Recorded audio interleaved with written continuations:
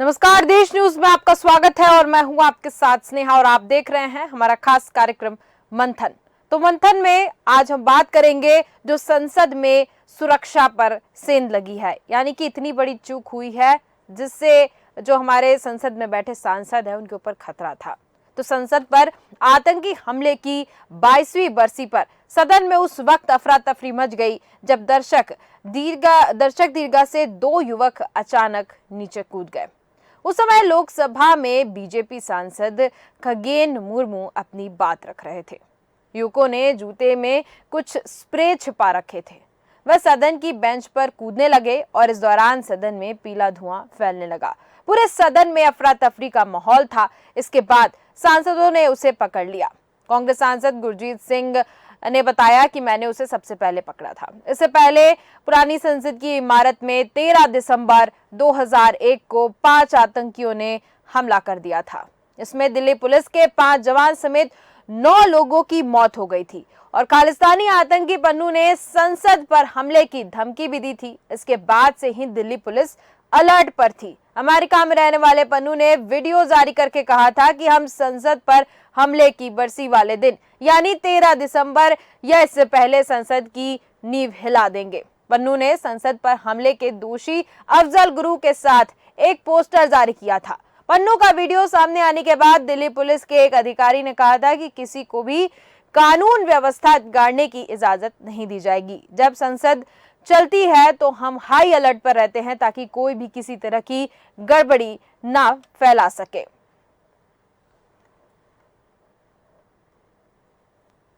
सदन के अंदर उतर गए और हाथ में कुछ थी, उसे भारी भरकम मतलब गैस निकलते थे और थोड़ा मतलब सदन के अंदर हमारे सारे एमपी जितने साथी हैं वो पकड़ लिए दोनों को। कोई सिक्योरिटी वाले नहीं, सारे एमपी उनको पकड़ लिए। तो उसके बाद सिक्योरिटी फोर्स भी उनको बाहर निकाले। बाकी तो 2 बजे तक सदन अभी बंद है, एडजर्नमेंट कर दिए गए हैं। लेकिन देखने की बात यह है कि आज सुबह हम सब मिलकर हमारी ये सदन की जो हमला हुई थी 2001 साल में, उन शहीदों को आज हम याद किए, पुष्पार्पण किए और आज ही नया सदन में इस तरीके की हमला हुई। हमला मतलब जो भी हो, लेकिन ये तो मुझे लगता है कि चूक तो है, कहीं ना कहीं चूक तो हुई, सिक्योरिटी में बिल्कुल चूक हुई, हमारे सुरक्षा व्यवस्था में चूक तो है। तो नया पार्लियामेंट में भी कुछ ऐसा हो गया। आपका मेरा नाम नीलम है और हर बंदा हमारी तो ये जो पटाखे फोड़े आप लोगों ने, नारेबाजी की, क्या नाराजगी आपकी? हमारी भारत सरकार है जो हम पे ये अत्याचार हो रहे हैं, हम अपनी हकों की जो बात करते हैं, लाठीचार्ज करके हमको अंदर डाला जाता है, टॉर्चर किया जाता है, तो हमारे पास कोई माध्यम नहीं था। कोई डायरेक्ट वजह है, कोई वजह है किसी संगठन से आप? नहीं, हम किसी संगठन से नहीं है, आम जनता है, स्टूडेंट है हम, क्योंकि हम बेरोजगार हैं। हमारे माता पिता इतना काम करते हैं, मजदूर, किसान, छोटे व्यापारी, दुकानदार, लेकिन किसी की बात नहीं सुनी जाती। ये हर जगह हमारी आवाज को दबाने की कोशिश करते हैं। ये तानाशाही नहीं चलेगी, तानाशाही बंद करो, तानाशाही बंद करो, तानाशाही नहीं चलेगी। भारत माता की जय। तो आपने देखा किस तरीके से संसद भवन के बाहर तानाशाही नहीं चलेगी के नारे लगे और ये बहुत गौर करने वाली बात है कि संसद के बाहर अगर प्रदर्शन होता है तो फिर एक कंसिडर कर लिया जा सकता है, लेकिन अंदर घुसना, 5 सिक्योरिटी बेल्ट्स को तोड़ते हुए अगर 2 लोग संसद के अंदर घुसे हैं तो ये बहुत बड़ा सवाल खड़ा कर रहा है सिक्योरिटीज के ऊपर। और इसी पर आज हम चर्चा करेंगे। चर्चा में हमारे साथ मौजूद हैं जयराम तिवारी जी जो कि भाजपा के प्रवक्ता हैं मध्य प्रदेश से, नितिन दुबे जी हमारे साथ है कांग्रेस प्रवक्ता मध्य प्रदेश से, विलक्षण सक्सेना जी राजनीतिक विश्लेषक हमारे साथ मौजूद है और डॉक्टर आलोक सोती जी हमारे साथ मौजूद हैं समाज सेवी। चलिए, आप सभी का बहुत बहुत स्वागत है देश न्यूज पर। सबसे पहले मैं आऊंगी आलोक सोती जी आपके पास, आपसे जानना चाहती हूं कि सुरक्षा में चूक का जिम्मेदार किसको ठहराया जाए? जाहिर सी बात है सुरक्षा में बहुत बड़ी चूक हुई और आज के दिन हुई जिसमें कि आपने देखा था कि 13 दिसंबर 2001 को इतनी बड़ी घटना हुई थी। जी। एक आतंकवादी हमला हुआ था हमारी सांसद पे। जी। उस दिन तो बहुत ही चौकसी होनी चाहिए। बिल्कुल। ऐसे में देखने वाली बात यह है कि हालांकि उन लोग के पास कोई हथियार नहीं मिले हैं, लेकिन देखने वाली बात है कि वो वहां तक पहुंचे क्यों? क्योंकि वहां तक पहुंचने के लिए किसी ना किसी विजिटर कार्ड की जरूरत पड़ती है, किसी ने उनको रिकमेंड किया होगा जिसके द्वारा वो वहां पहुंचे होंगे। जी। जांच का विषय है, वहां तक बात हो जाएगी। लेकिन देखने वाली बात है, जैसा कि आप एक महिला को, युवती को दिखा रही थी, उसके अंदर एक बड़ा सा फ्रस्ट्रेशन दिखाई पड़ रहा था। बिल्कुल। लेकिन कोई ऐसी बात नहीं दिखाई पड़ रही थी कि जिसमें कि कोई किसी को हार्म करने पहुंचाने आए हो। हमें लग रहा है कि युवाओं के अंदर जो जिस प्रकार का रोष पैदा हो रहा है ये एक तमाम तरीके से, उसको वो प्रदर्शित करना चाहे थे, लेकिन उनका जो तरीका है निहायत गलत है, गैर कानूनी है। ऐसे में कड़ी से कड़ी कार्रवाई होनी चाहिए। संसद की सुरक्षा सर्वोपरि है।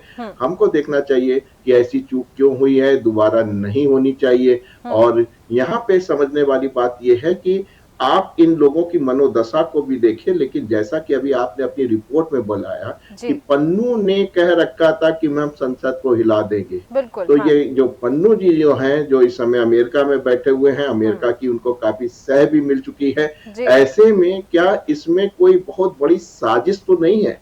तो कई बिंदु हो गए हैं, उनको देखना है कि ये राजनीतिक कारणों के कारण वहां गए या किसी जो है एक राजनीतिक साजिश के कारण, पन्नू जी की जो साजिश है उसके कारण वहां पहुंचे हैं, या इनका अपना इंडिविजुअल मत था जिसको भगत सिंह जो है इमिलेट करने के लिए गैर कानूनी तरीके से ये वहां पहुंचे हैं। तो ये तीन बहुत महत्वपूर्ण बिंदु हैं जिसपे जो है विचार होगा। और सुरक्षा कभी जो हमारे सुरक्षा के जो इंचार्ज है, INA है और भी जो संस्थाएं हैं दिल्ली में, वो इसका जो है जरूर कोई ना कोई संज्ञान ले रही होंगी और इस पर कार्रवाई शुरू कर दी होगी। ठीक है, ठीक है। नितिन दुबे जी, आपके पास आना चाहूंगी, किसको जिम्मेदार ठहराएं यहाँ पर? जाहिर तौर पर सिक्योरिटी जो है वहाँ पर फोर्सेस लगी हुई हैं, कहीं ना कहीं चूक हुई है, लेकिन जिम्मेदार किसको ठहराया जा सके? क्योंकि 5 बैरियर्स तोड़ते हुए गए हैं ये जो 2 लोग घुसे हैं पार्लियामेंट के अंदर। ये 5 बैरियर्स मतलब 5 सिक्योरिटी पॉइंट से ये गुजरे हैं और गुजरने के बाद ही वहां पर गए हुए हैं। क्या कहेंगे आप इस पर? देखिए, इसमें सबसे बड़ी बात यह है कि आज 13 दिसंबर को संसद पे हमले की बरसी थी जी। और जिन लोगों ने संसद में घुस के ये काम किया है, उन्होंने संसद की उस घटना का समर्थन किया है। ये बहुत बड़ी साजिश का परिणाम है जिसमें केंद्र सरकार विफल रही। एक तो 13 दिसंबर को संसद पे हमला हुआ, उसके बाद अलग अलग प्रदेशों के कुछ लोग वहां संसद में एक स्प्रे लेकर जाते हैं, पाउडर जी, है ना, और इतनी सुरक्षा के बीच किस सांसद की रिकमेंड पर इन लोगों को दर्शक दीर्घा में बैठाया गया? किस सांसद ने इन लोगों की अनुशंसा की, पास बनाया? लेकिन ये सबसे बड़ी बात है। अभी तक वो नाम सामने आ जाना था नितिन दुबे जी, लेकिन नहीं तो ये तो है ना, सांसद को पता नहीं था ना कि पास बनाने के बाद वो ऐसा कर देंगे। सवाल तो ये उठ रहे हैं। ऐसे कैसे आप मुझे बताइए कि आप किसी को संसद में घुसने के लिए रिकमेंड करते हैं, यानी कि तो जो सुरक्षा एजेंसियां हैं, जो जांच एजेंसियां हैं, जो गुप्तचर आपके लगे हुए हैं, जो इंटेलिजेंस है, वो कहाँ था? संसद की जो 3 लेयर की सुरक्षा है वो कहाँ थी? जो अरबों करोड़ों रुपए खर्च करके आपने संसद भवन बनाया और उसमें आधुनिक सुविधाएं दी आपने, तमाम बैठने की व्यवस्था दी, चेयर बढ़वाई, और भी जो डिजिटल जो तरीका होना चाहिए था वो आपने अपनाया, लेकिन सुरक्षा की पोल 13 दिसंबर को ही खुल गई। ये केंद्र सरकार और उसकी सुरक्षा व्यवस्था के ऊपर एक बहुत बड़ा तमाचा है। आप देखिए, उनके हौसले देखिए कि वो दर्शक दीर्घा से कूदा संसदों की बेंच पर, उसके बाद जूते से उसने वो पाउडर निकाला और फेंका। अगर इस कंडीशन में कोई लिक्विड स्प्रे बम होता या कोई ऐसी चीज होती जो ज्वलनशील होती, भारी ज्वलनशील होती, तो आज कितनी बड़ी घटना हमारे देश के साथ हो चुकी होती और पूरा विश्व आपके ऊपर थू कर रहा होता। जो आप जो मोदी चिल्ला रहे हैं, आपने बीच संसद में हमला करवा दिया। हमला ही कहेंगे इसे, ये साजिश है। क्योंकि आज के दिन का चुनाव हुआ, देखिए, अगर कोई व्यक्ति की सरकार से दुखी होता तो वो इस दिन का चुनाव नहीं करता, वो किसी भी दिन कहीं भी विरोध कर देता, प्रधानमंत्री के काफिले को रोक लेता, गृह मंत्री को रोक लेता। लेकिन ये बहुत बड़ी साजिश है कि 13 दिसंबर के दिन को महिमा मंडित करने के लिए, मैं तो कहता हूं आतंकी, अगर संसद में इस तरह की कोई अवैधानिक गतिविधि होती है तो वो आतंकी कहलाएगी। और कोई व्यक्ति ऐसा कर देता है, 4-4 प्रदेशों से लोग जो है दिल्ली में रुक जाते हैं। अब आप बताइए फिर इंटेलिजेंस कहाँ था? उनके जूते आप चेक नहीं करे, आपका डिजिटल जो सिस्टम है अरबों करोड़ों खर्च पर आपने किया था, वो कहाँ था? जी से हम इनके सवाल बहुत बड़ा जो है केंद्र सरकार के ऊपर खड़ा होता है। ठीक है, जयराम तिवारी जी मैं आपके पास आना चाहूंगी। केंद्र सरकार के ऊपर बहुत बड़ा तमाचा है, ऐसा नितिन दुबे जी कह रहे हैं। जो हमला हुआ है वो केंद्र सरकार के ऊपर तमाचा है।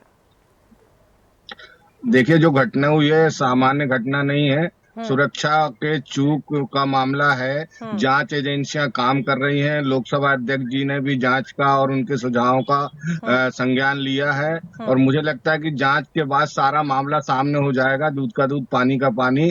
यदि इस तरह के युवाओं को भड़का कर या प्रवोक कर या इस तरह की घटनाओं को प्रेरित करने के लिए यदि किसी तरह के लोग लगे होंगे तो उसका भी सच सामने आएगा। और यदि ये कुछ युवा के मान लीजिए इस मनोदशा में इस तरह का कार्य करते हैं तो वो सारी चीजें सामने आएंगी। और आरोप लगाना आसान है, घटना हुई है, घटना के लिए जिम्मेदार लोगों को भी संज्ञान में लिया गया है और जिम्मेदार लोगों के साथ जो न्याय संगत चीज होगी वो करनी चाहिए। और सुरक्षा एजेंसियों को इस मामले में दोषी अधिकारियों को भी, ताकि ऐसा कैसे हो गया कि इतने बैरियर्स हैं और उसके बाद वो अंदर चले गए और कूद कर, मतलब उसमें जो चल रहा था, बहस चल रही थी संसद के अंदर या जो मुद्दे पर बातचीत हो रही थी उसके बीच कैसे पहुंच गए, इस पर गंभीरता से जांच करते हुए एजेंसियां काम करेंगी। आरोप लगाना आसान है, कांग्रेस के लोग आरोप लगा देते हैं। लेकिन नितिन दुबे जी कह रहे हैं कि केंद्र सरकार की साजिश है। मुझे लगता है कि सिक्योरिटी के मामले में नितिन दुबे जी हमको थोड़ा सा राजनीतिक चीजें यहाँ बीच में नहीं लानी चाहिए। केंद्र सरकार खुद अपने खिलाफ साजिश करेगी या अपने संसद भवन के अंदर सम्मानीय सांसद महोदय, जो कि सब चीजें, संसद एक लोकतंत्र का मंदिर है, उस मंदिर पर हम सबकी आस्था है और आस्था के केंद्र पर यदि कोई कुठाराघात करेगा तो उसके साथ उसको छोड़ा नहीं जाएगा। पहले भी ऐसा हुआ है, आगे भी उनको सजा दी जाएगी, सबक सिखाया जाएगा। हाँ नितिन दुबे जी बोलिए, आवाज आपकी आ नहीं रही थी, बोलिए। मैं ये कह रहा हूँ आपसे, आप ये राजनीति बीजेपी की प्रवक्ता कर रहे हैं, हम आपको सीधे मुद्दे की बात बता रहे हैं कि आपने अरबों खरबों रुपए खर्च करके से संसद भवन बनाया, अच्छी बात है। भारत की जो है एक होना चाहिए, इसमें कहीं कोई गुरेज नहीं है। लेकिन आप जो है 13 दिसंबर को जो पुरानी संसद में हमला हुआ था, उस दिन को आपने फिर से जिंदा करवा दिया। अब आप बताइए कि इसमें गलती किसकी है? आप कांग्रेस को दोषी ठहराएंगे, इसमें किसको दोषी ठहराएंगे? बहुजन समाज को, समाजवादी पार्टी को?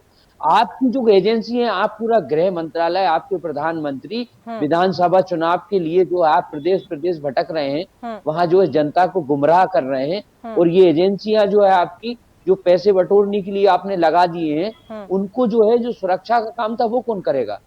ये देश में जयराम तिवारी जी मैं आपके पास आऊंगी, लेकिन उसके पहले विलक्षण सक्सेना जी, आज कोई बड़ी घटना होती तो अंतर्राष्ट्रीय स्तर पे भारत की बड़ी छवि उभर के आती। अब आप बताइए, जवाब। ठीक है नितिन दुबे जी, मैं जयराम तिवारी जी से इसका जवाब लेती हूँ, लेकिन विलक्षण सक्सेना जी के पास मैं जाऊंगी।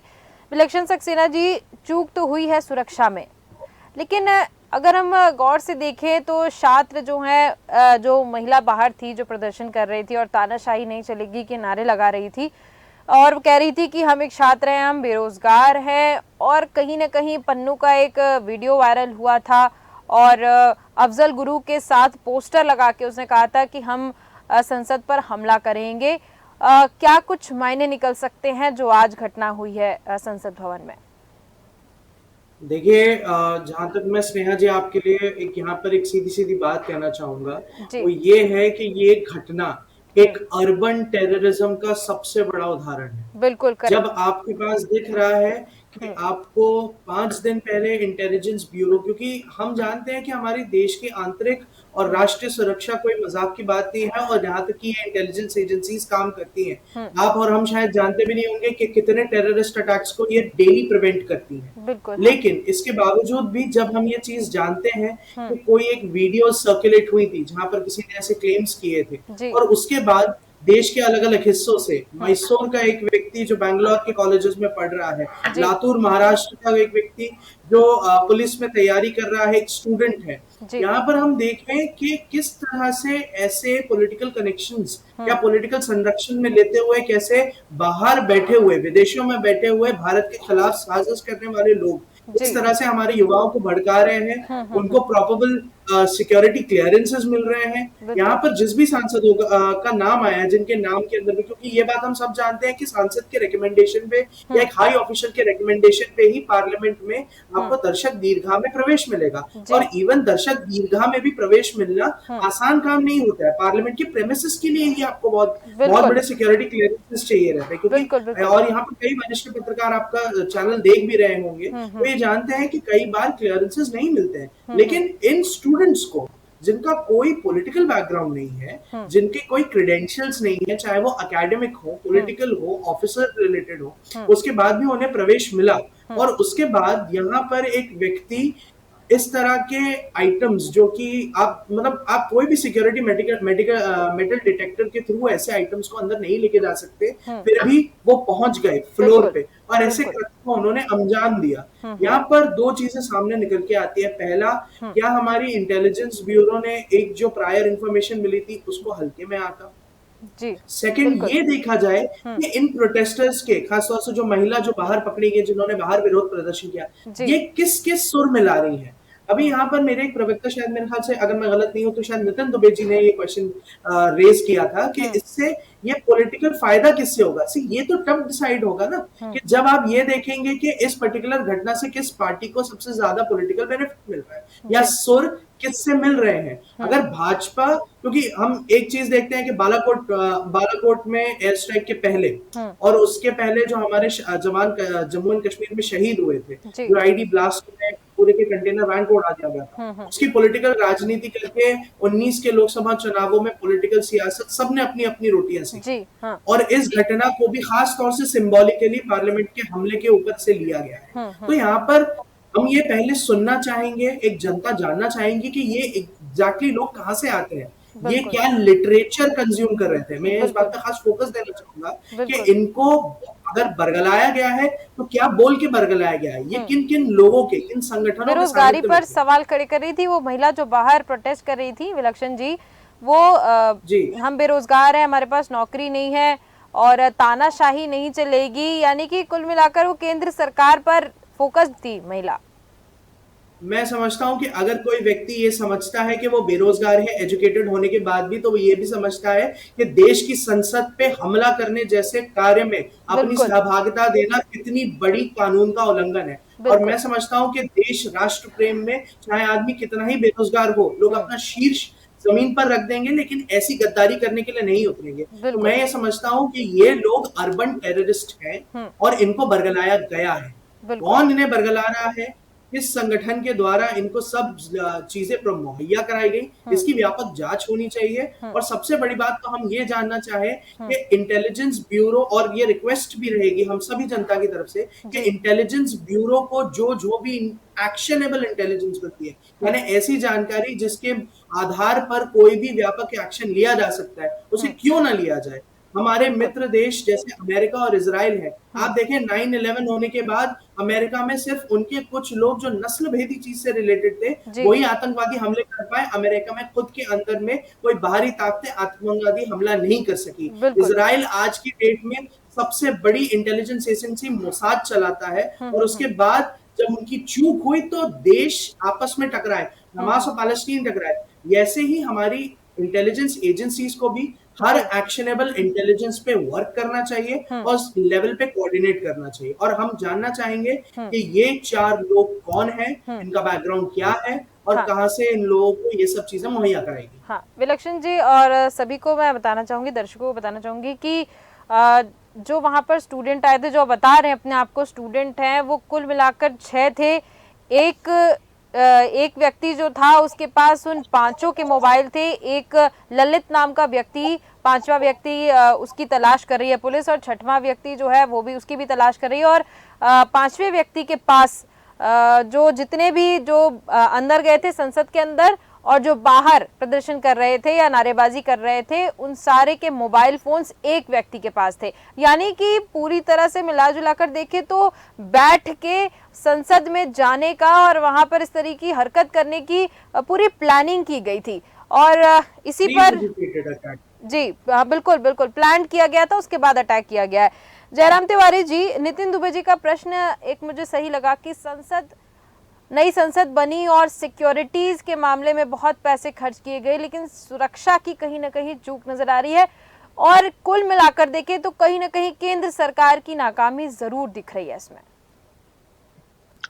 देखिए, घटना हुई है जो उसमें कोई ना कोई जिम्मेदार, जो भी सुरक्षा में चूक हुई है, इस बात वो तो सामने है कि बिना यदि चूक नहीं हुई होती तो वो अंदर नहीं जाते। पर इसमें सरकार को प्रत्यक्ष रूप से कह देना कि सरकार दोषी है या एक घटना है, इसको घटना के नाते घटना ही के जैसे लेना चाहिए, ना कि उसमें राजनीतिक रंग देखना चाहिए और ना राजनीति करना चाहिए, क्योंकि मामला राष्ट्रीय सुरक्षा से जुड़ा है। और राष्ट्रीय सुरक्षा की जो एजेंसियां हैं, जो वहां पर पैरामिलिट्री फोर्सेस है या दिल्ली पुलिस है या सारे एजेंसियां हैं, वो काम पे लगी हैं। चूक क्यों हुई, घटना क्यों हुई, वो इनोसेंट हैं या वो बेरोजगार हैं या उनको किसी ने बरगलाया है या प्लानिंग करके उन्होंने किया है या किस तरह की, ये सब अब जांच का विषय है। परंतु मेरा ये कहना है कि इसमें राजनीतिक कलर नहीं दिखाना चाहिए। कांग्रेस के साथी हमेशा राजनीतिक छोटे छोटे विषयों पर नहीं करना चाहिए। कोई राष्ट्रीय सुरक्षा से जुड़ा विषय है और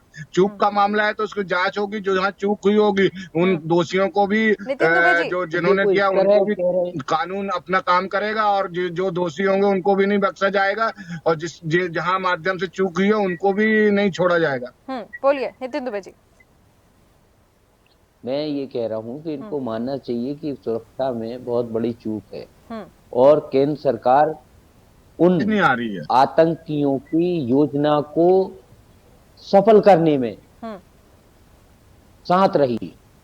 अगर ये होता तो संसद में इस तरह की, आज के दिन देखिए आप कितना गंभीर संदेश है उन लोगों की तरफ से, इस देश की संसद को, इस देश के नागरिकों को कितना गंभीर संदेश है, कितना बड़ा इसके पीछे नेटवर्क काम कर रहा होगा। ये बहुत बड़े जांच का विषय है, इसमें बहुत बड़ी कड़ियां खुल सकती हैं। इसके तार जो है दुबे जी, जांच होने दीजिए, जांच होने दीजिए, राजनीति मत करिए, जांच होने दीजिए। अरे इसमें जांच क्या है, इसमें जांच क्या है, इसमें जांच का क्या है भाई? जो संसद ने लिखा है उनको जांच नहीं होनी चाहिए